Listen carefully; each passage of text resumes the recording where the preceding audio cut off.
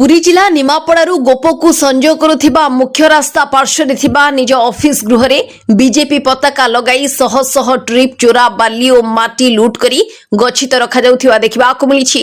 सूचना अनुसार तेरुंडिया पंचायत बीजेपी निजकू जणे प्रभावशाली नेता बोलाउथिबा व्यक्ति निजर जेसीबी ट्रैक्टर और हाइवा लगाई दिन राति निर्भय बेआईन भावे बाली और माटी स्थानीय कुशभद्रा नदी पठा सह विभिन्न अंचल लुट करी मुख्य रास्ता पार्श्वरे थिबा निज कार्यालय आगरे बीजेपी पताका लगाई गच्छित रखुथिबा देखिबाकु मिलिछि।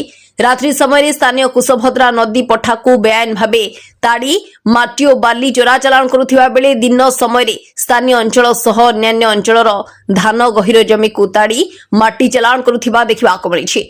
तेबे এই অঞ্চଳରେ দিনକୁ ଦିନ ବାଲି ମାଫିଆଙ୍କ ଉପଦ୍ରବ ବଢି ଚାଲିଥିବା ବେଳେ ମୁଖ୍ୟ ରାସ୍ତା ପାର୍ଶ୍ୱରେ ଖୁଲାମଖୁଲା ଏତେ ପରିମାଣର ଚୋରା ବାଲି ଓ ମାଟି ଗଚ୍ଛିତ ରହିଥିଲେ ମଧ୍ୟ ପ୍ରଶାସନ କିପରି ଚୁପ୍ ରହିଛି ସାଧାରଣରେ ପ୍ରଶ୍ନବାଚୀ ସୃଷ୍ଟି ହୋଇଛି। ନାଇଁ ଏ କଥା ପ୍ରଶାସନ ନିଶ୍ଚିତ ଭାବେ ଜାଣିଛି। ଏଥିରେ ଯେ ଖାଲି ବାଲି ଯେ ଯୋଉମାନେ ଚୋରା ଚାଲାଣ ବାଲି କାରବାର କରୁଛନ୍ତି ଏଥିରେ ଉପମୁଖ୍ୟମନ୍ତ୍ରୀ ବିଧାୟକଙ୍କର ନିଶ୍ଚିତ ହାତ ଅଛି, ପ୍ରଶାସନର ହାତ ଅଛି। ସମସ୍ତେ ମିଳିଭଗତରେ समस्ते मिलमिशी लुटिबा को कथा कराउछि।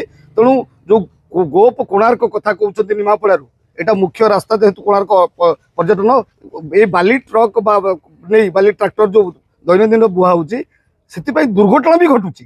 किंतु एथि प्रति तहसीलदार को आम जो फोन करूँ तहसीलदार कहते खनि विभाग कथा कही खसुंट। तेणु समस्ते मिलमिशी बर्तमान ये निमापड़ा बाली चोरा चालाण आज महादुर्नीति परिणत होती शासक दलर संपृक्ति अच्छी।